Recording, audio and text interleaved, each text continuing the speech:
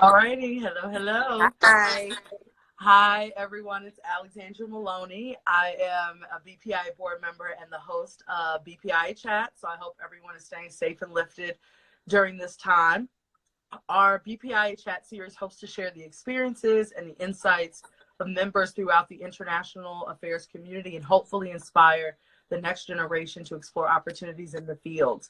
The thoughts and views of our guests are their own and do not reflect the views of BPIA, and we are currently live streaming, and this talk will be posted on our IGTV and YouTube afterwards.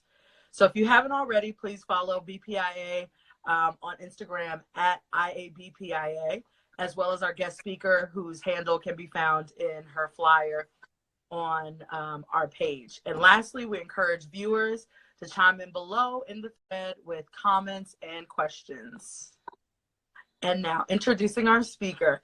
So Ms. Toyin Awesu-Uhuegbu is Director of Communications for the Congressional Black Caucus. As the Director of Communications, Toyin has helped elevate the voice of the caucus on critical issues affecting the Black community. In her role, she has also helped the caucus bring awareness to foreign policy related to Africa and the African diaspora. Prior to that, she was the Senior Communications Manager for the National Democratic Institute, where she was responsible for both traditional communications and government affairs for the Institute's Sub-Saharan Africa, Asia, and gender programs. Toyin also has international work experience, having worked in Lagos, Nigeria for 5 years. She is a member of the Africa Policy Accelerator at the Center of Strategic and International Studies, an initiative designed to prepare the next generation of U.S. Africa policymakers in Washington. So thank you so much to Ms. Toyin for joining us today. Thank you so much for having me. And I am really happy, to participate and have this conversation. It's something that's I'm so passionate about and very close to my heart. So firstly, how are things going in terms of COVID-19 and how is that affecting the work that you all are doing and the happenings on the Hill? Well, I mean, for us, things are still moving every single day, if not faster. We understand that that people are relying on us, especially the African American community and various marginalized groups in the United States. And what we do and what we fight and advocate for is going to be really important during this time. And so we are working around the clock. We are going through legislation. We are having town halls, telephone town halls, Instagram sessions. The members of the Congressional Black Caucus are working throughout their various committees and just making sure that they are updating the community on the resources that are available and what needs to happen next as additional stimulus packages are put together, and making sure that the needs of the hardest hit communities, as we're seeing right now, the African American community being hit the hardest, are prioritized. And so the CBC has put together its coronavirus legislative priorities. And while we did have some wins in the CARES Act, we know that there's still a lot more to be done. And we have also seen things evolve over the last few weeks. And so we want to make sure that those issues from incarceration, homelessness, people that have lost their jobs, healthcare disparities, which have been long-standing in the United States, but it's just, COVID-19 has helped, blast that out even more, but it's always been there. So how do we, close that gap? So all of these issues are things that the CBC is fighting for. Each one of our members and the staff in their offices, in our office as well, working behind the scenes to make this possible. Thank you. Well, I'm hopeful that this will, lift up so that folks are able to get back to the important work, that we're all doing. So could you tell us a little more about what got you to where you are now? So some of your academic journey, professional journey, life in general. Wow. I will say this, that, looking back, I never thought that I'd find myself probably working on the Hill, but I think that I'm in a very unique position in the caucus that I work for. The issues that we're fighting for are, dear to my heart, and I see I see us as Black people, whether our nationalities are different. I see us in this together, and I think that, you know, united we are much stronger than we are divided. And so my background, I mean, I started my career, my educational career in journalism. I've always wanted to be a writer. I was, you know, putting the stories together. I had launched a magazine probably a long time ago. I forget about it, but it was also an African-American male-focused magazine. I wanted to cater to the needs of Black men that was often overlooked. And then, you know, I realized that, you know, there was a boom in digital media and social media. So wanting to get that experience there, I, you know, got a master's degree in integrated marketing communications. I've worked at in an agency in Boston. So I've always been on the communication side. But I realized that when I look back at my career so far, that I've always done work that matters. Even when I went to Nigeria, taking that next step, I wanted to be on the continent. And I knew that the first place I wanted to go back to was Nigeria. You know, this is the most populous Black nation in the world. It have a booming economy, and it's home to me as well. And I hadn't been to Nigeria in 14 years since I went to secondary school there for 2 years. So it was good to go back. And in the work that I did, you know, even working in investment banking as the head of communications, it was, you know, I identified that there was a financial literacy gap. So here we are trying to sell mutual funds, but, you know, people have, you know, small amounts of money to invest, but we haven't identified what the communication barriers were. And so that's been my background. Then coming back to the U.S., I started working at the National Democratic Institute. I'm still in the communication space, but I realized that I had an opportunity to help reshape the narrative of what development and democracy can look like in Africa. And so at NDI, I worked with our Sub-Saharan Africa teams, the two that we have, and also our gender teams. And that also really led to me wanting to learn more about some of the intricacies on the continent, our history, life, post-colonialism, and what that means for us today going forward.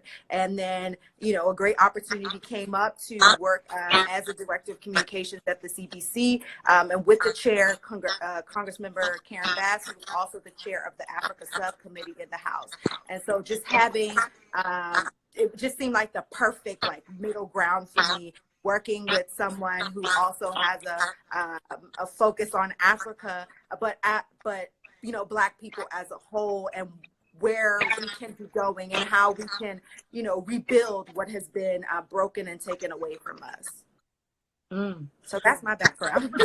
The spark for this interest in communications and, you know, connecting communities came from? Like I said, I've always been a writer. And so going to school first, I went to Temple.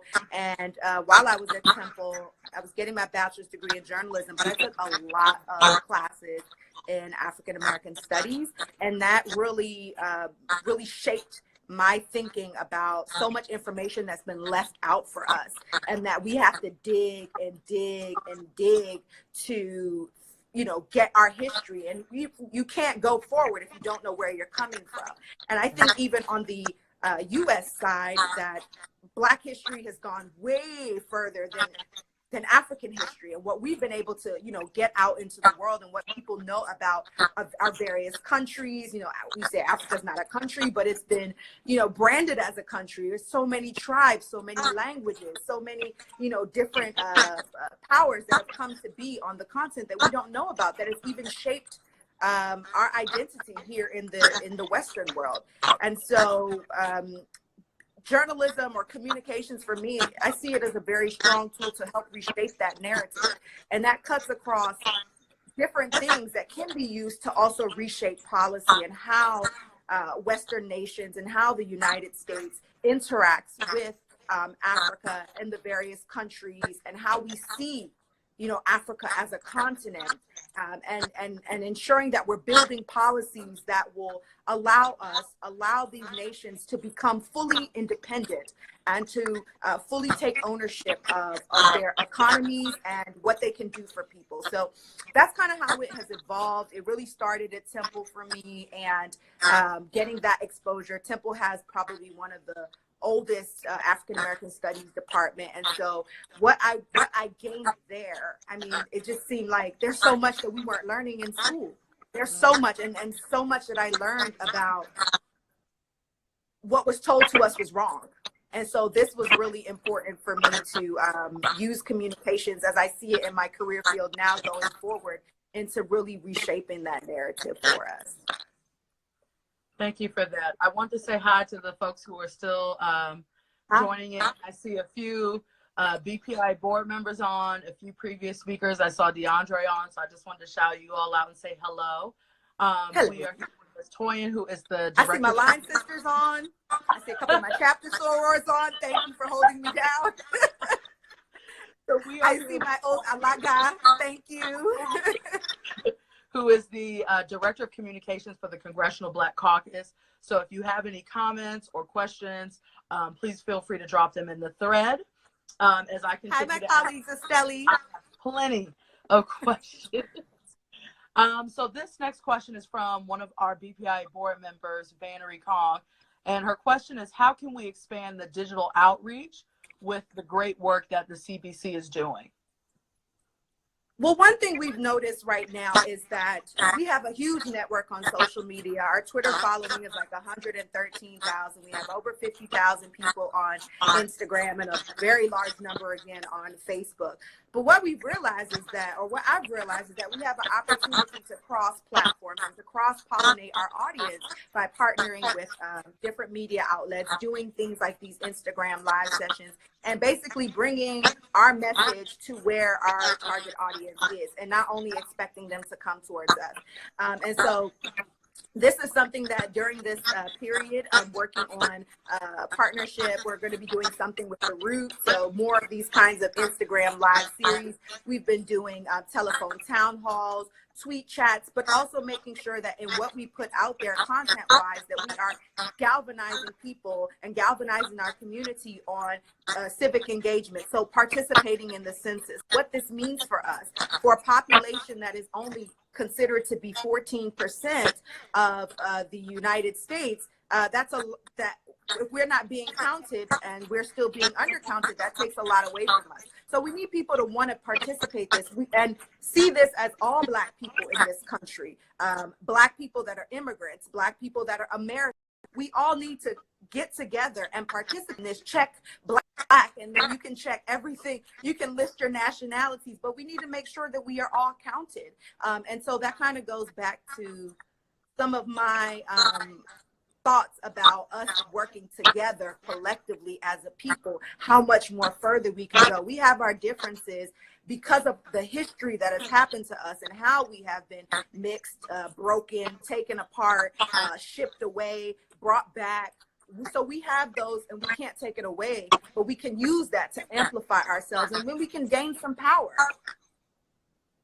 Absolutely. So those are ways that I would say that we're using our social media platforms to reach all communities, engage the African diaspora, engage our parents that are here, that are, came as immigrants, but are also able to participate in civic engagement in this country, making sure that they're also involved in this. And I'd also like to make a plug, encouraging everyone here to circulate with their networks, to remind folks to complete the census this year, 2020 census. Apparently it takes less than 2 minutes. Yep. And maybe you could share a little bit about the importance of something like the census in terms of, that documents that information, how it's used in terms of, tax and funding, or if you have any information to share about that. Yeah, it's important that we are all counted. African Americans from the beginning of time have always been counted in this country, and we are still expected to be undercounted again this year. But what I think that we can change that narrative is if we make sure that all Black people are being counted and they're able to take this. Because what this means for us is funding in our communities, is funding in places that have a higher population of African Americans. It also means it could potentially mean redistricting, more seats in Congress. Congressman Stephen Horstman out of Nevada, his seat was specifically carved out, I believe, in the last, as a result of the last census. And here we have an African American man, you know, another member who now is able to become another member in the CBC, another voice on Black issues, people advocating at the table for these issues. I mean, this is the largest caucus that we've seen. Why can't we have 100 members? Why can't we have 150 members? And so it's really important that we get our count together. As people of color in this country, because right now it stands that we're only 14%. And when you see policies that are banning people from coming over to immigrate, if you look at it, it is basically the fear of the browning of the United States of America. And so and that goes back to like why I feel like you need more voices of more Black voices in these spaces advocating for these against certain kind of discriminatory policies, or ensuring that such policies that do come to the table are beneficial not just for the United States but also for Africa, and also for that specific country that you know, the trade policy is on, or the you know, USAID funding is going to, that it's going to enhance that nation and not set that nation backwards. And so when we see things like this happening, we should be able to start raising alarm. Like, why are countries that aren't really they're not terrorists, they're not the people causing issues in this country, why are they being banned from immigrating here? Why don't we want anyone, why do we not want these people to stay, but we're fine with these people to stay? Why are we trying to build a wall towards these people, but we're fine with this part of the continent coming in? So these are some things that, like, our voices, being in these spaces, is really important that we have these kinds of voices at the table to advocate on our behalf. Absolutely. Thank you for answering that. And on the topic of foreign policy that may be geared to or directed towards the continent of Africa or the Caribbean, are there any opportunity areas, or I'll just say opportunity areas, and that the U.S. government could be taking or should be looking at specific to those regions, in your opinion? I think that if we start looking at how do we make more of these nations, how do we support these nations to become more independent? And right now, what we're seeing across Africa is the rise and fight against authoritarianism. So you have countries like Sudan, you have countries that are fighting for their independence, fighting for their democracy. They know what it looks like, they know what they want. And so I think that we need to have policies to support these countries, not policies that continue to make these countries that, you know, dependent or starve out. And so I think that those are some of the trends that we're seeing, and how the United States can better support these countries in those spaces instead of discouraging them or having them find resources in authoritarian governments like China right now because of such stringency put upon them. I think also reshaping the extractive industries to ensure that extractive industries are also how trade is done.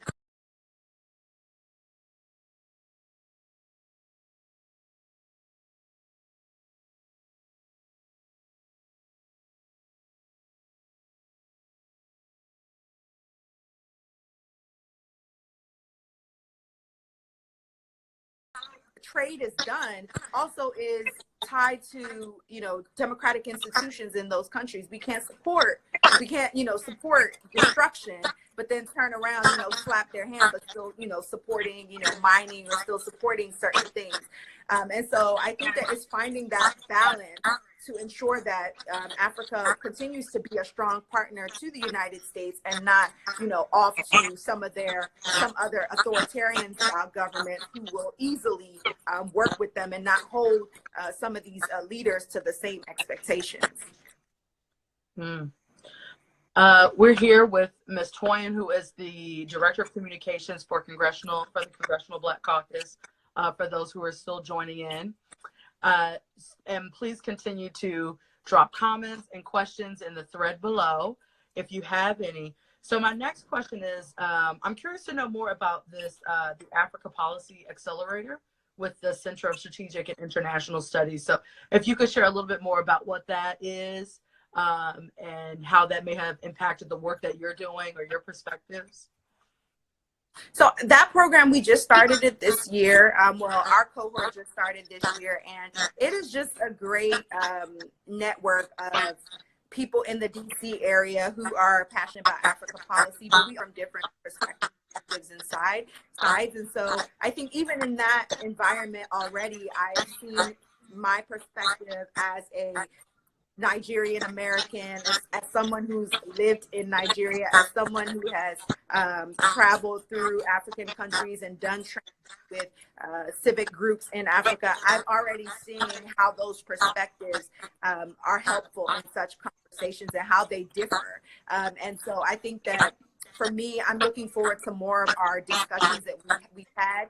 We had the former minister for works, I think, from Liberia last month, who was the minister in Liberia during the Ebola outbreak, and I learned a lot from him as far as how they were able to, position the kinds of healthcare leaders and using them as experts instead of it always being the politicians, and how they always wanted to take over things. And so having that information has helped me also use that and give ideas in how we do our telephone town halls and getting more experts on the line who people would want to listen to, and us as the CBC just being the facilitators.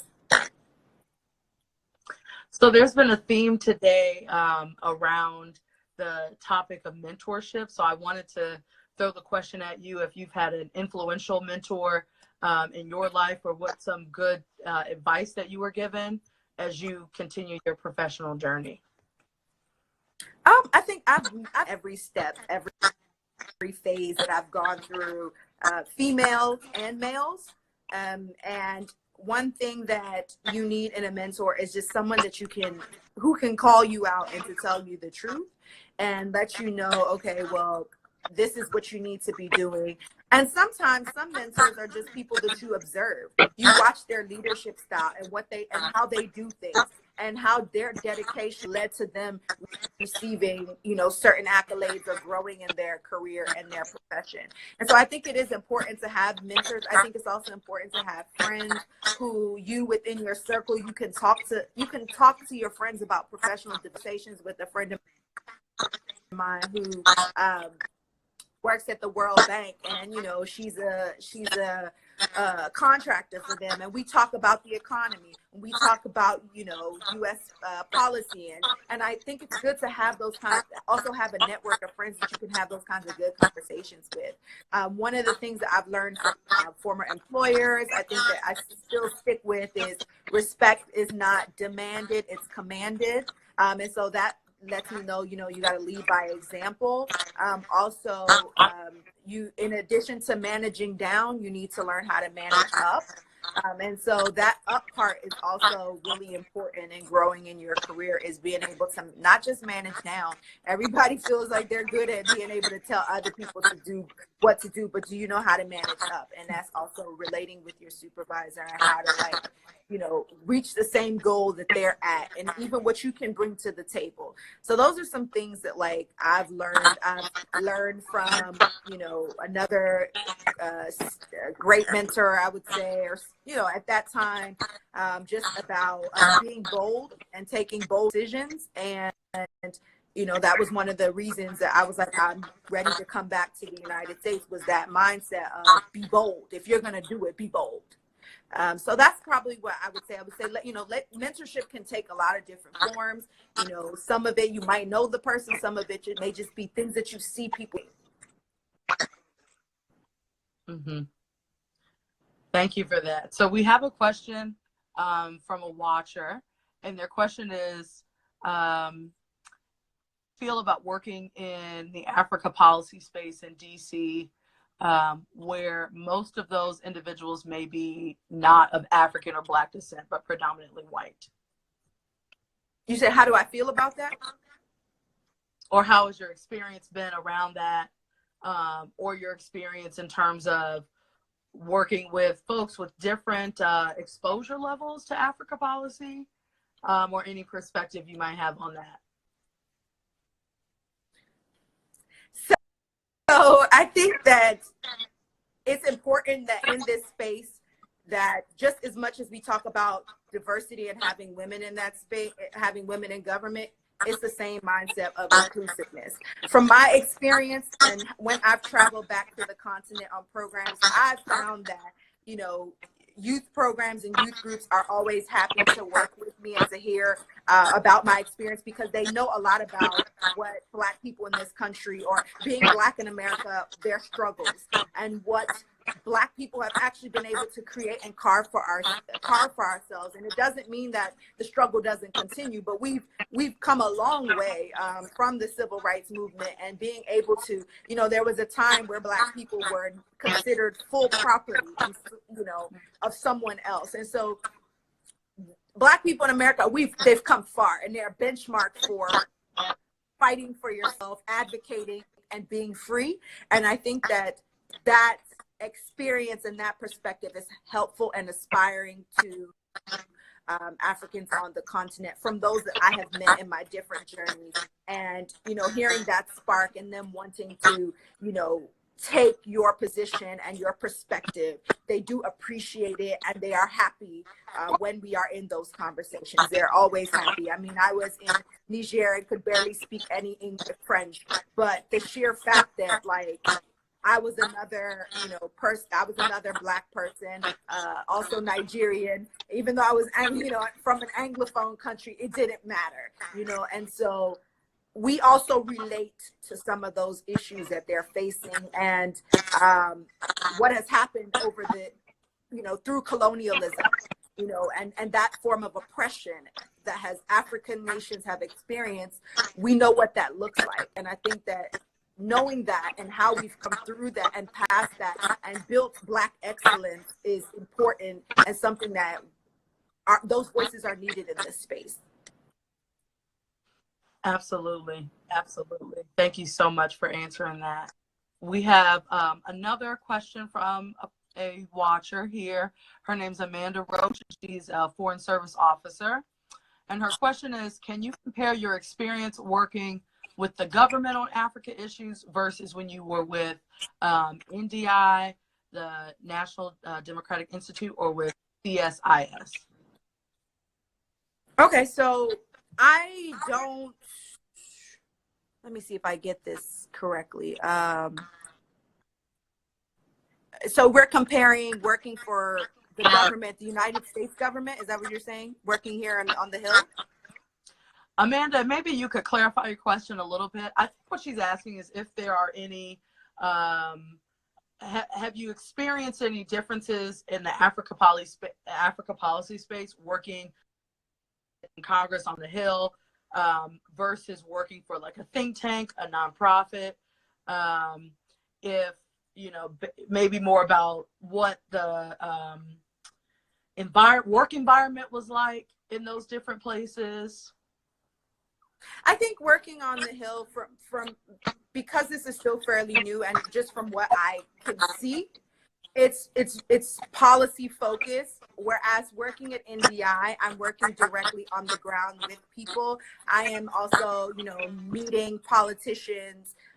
You know, during elections, we are working with the real citizens, and so having that like insight and being able to see what people are going through, as opposed to just like reading a news story or just writing blanket policy, we have that like that experience. And that was I think that's one of the great things that an organization like NDI brings, and why we were able to have successful briefings on the Hill when I was there, was because we're bringing like real knowledge of what's happening on the ground, to then say, this is what we think should be, you know, funding should be. This kind of policy will be helpful.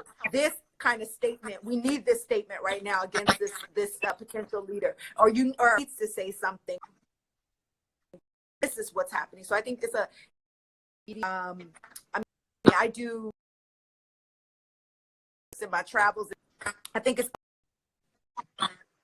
also helpful to have that other voice on at the policy state, or even at you know, what kind of statements we should put out on certain things, making sure that we're saying it and being in supportive of the people. And so when there are things that are being done wrong, that we're not just, you know, supporting those kinds of leaderships and things that are happening and just say, okay, well, we don't want to ruffle this country's feathers. But if people are struggling and constitutions are being changed, we need to say something. And it's also in how we say something as well. So that's why I think certain voices are helpful to be in these places. Thank you for that. And I agree. You know, representation is key sometimes, because there's certain perspectives that come with different individuals and their experiences in their journey. And without those voices, it's doing our institutions and our agencies really a disjustice, because we should have more perspectives at the table to be able to come up with more solutions, right? At the end of the day, most of the folks who are working in the public sector are in the problem-solving business. There are consistent problems and challenges happening, and we're tasked with whether putting out fires or the like. So that is definitely, you know, and you can tell the organizations and how we put out the fire. Yes. So I wanted to also ask, I know that amongst the COVID-19 situation, that is driving a lot of the conversation and talk within the Congressional Black Caucus right now. But are there other issues and topics that you would like viewers and the folks on this call to that we should be aware of, or issues that are really at the forefront for the CBC right now? I mean, most of the ways will primarily be domestic. But one thing that I appreciate about the Congressional Black Caucus is it's about the collective Black voices. And it's unapologetic about collective Black voices, and however you define your Black and your identity is just fine. I mean, our voices together to achieve that. And so that, I think, things that are also on, you know, our radar, and for me, is retelling and reshaping the narrative. Even amongst COVID-19, you know, you can kind of see sometimes the story being changed. It's our fault, without talking about the why, without talking about the impacts of institutional racism, without talking about the impacts of basically just keeping us down and not allowing us, but the systems that have made equality and equitable societies a bit of a challenge for Black people in this country. And so coming together collectively on that, because whether you're an immigrant or a child of an immigrant, we're still all Black. And so we're receiving the same treatment. And so if we can't work, we need to be able to work together and lift ourselves up in this country. And I think that has a lot, that will change a lot of things, even internationally, as far as how the Black identity is perceived and what we will allow to be done to us. So I think those are, from a communications and a narrative and standpoint, those are things I'm very cognizant about, and how I write about our Black issues and how I talk about them, to make sure that we are still sharing the why. We're sharing the issue, but we're sharing the why, and this is our solution towards it. So, you know, and that encompasses all of us here. Absolutely. Thank you for sharing that. We're here with Ms. Toyin. She is the Director of Communications for the Congressional Black Caucus. For those who are still joining in, feel free to put any comments or questions in the thread below. And I'll do my best to incorporate those as we continue the conversation. So my next question is, is there anything that you know now that you wish you knew when you first started this journey or started your career path? Don't be afraid to be wrong and to fail. Nothing is a failure. We had this game one time that we were playing in my old office, and you had to tell your biggest you had to tell a story about your biggest failure. And I remember jokingly saying, I'm not playing that game because I don't have any failures. Because to me, I don't see anything as I mean, it could be a failure, but I don't see it as a failure. I feel like you learn from every single thing that you do, from every experience. And so taking that, I think, is really important. I think seeking the truth about our identity and who we are and what has happened to us is really important, because it's not taught. There's probably only but so many books that we can read or are accessible to us. And I think maybe if I didn't have the experience of which I did, like I got an early exposure to Nigeria at 13 years old. And it was a shocking thing to me. It was like, oh man, like this is not what they told me. This is not what I saw on the TV, and I'm a kid, and so it was like, Nigeria is cool. Then I left after 2 years, but that experience never left me. So it did something for me to just let me know, like, it gave me pride. It gave me a lot of pride. And so I think if I had known earlier, or I would tell somebody, is to, don't be, if you're, African American, don't be afraid to speak the truth about us as a people, and learn more about the different countries in Africa and the different tribes, and learn more about the slave trade and how that impacted the Caribbean and the countries there. And I think that will also be, it'll help reshape your thinking if you are in the foreign policy space, and identifying things that are not beneficial to these countries, and making sure that it's beneficial to us as a people collectively. Yeah. Awesome. Thank you. That's probably what I would say. Last question. My last question, and feel free to also add any concluding thoughts that you may have, or things, any takeaways. But I've been asking every speaker this, and I'm curious to know. So what advice would you give someone who is considering this type of job or this field, whether it's, in the think tank space? I mean, you've had a lot of experience. So what advice do you have for, a young person or a person in college who may see this and say, wow, I want to be like her when I grow up. I don't even know where to start. What advice do you have for them? My advice would be, study, get yourself prepared, because there is competition in this space, and everyone believes that they know more about this space than we do. And so you do have to prove yourself, and just by being Black is not enough. So making sure that if you are looking to go into the foreign policy space, or a think tank, and you want to focus on African issues, or issues related to the Caribbean, or Afro-Latino issues, that you also are taking the opportunity to immerse yourself as much, that you're traveling, that you are building spaces, and that you're just gaining as much knowledge as possible, so that you can speak confidently on these issues, and speak confidently on how we repair and find and create solutions collaboratively with African nations and various African nations working together collaboratively. From the West, we kind of have this overtaking, or we're doing you a favor. But if we can, and that's probably because of how we've been, how we've been told what Africa is. And so we need to start looking at the continent as a mutually beneficial opportunity, and building mutually beneficial relationships, and building strong institutions there. So I would tell anyone who's in that space to also make sure that you might have to re-engineer your thinking and what you've learned about Africa, and what we do, and how we do things, and what we are, and learn and relearn that, so that you can, change and help make that policy change that's needed. Perfect. Well, thank you so much for coming and sharing your experiences and your advice. Everyone who's watching, thank you all for being here to watch. Please follow Black Professionals in International Affairs at IABPIA, and you can follow Ms. Toyin, our speaker. You can find her social media handle on her flyer on our page. So with that, I hope everyone has a good evening, and thank you again, Ms. Toyin, for speaking to us today.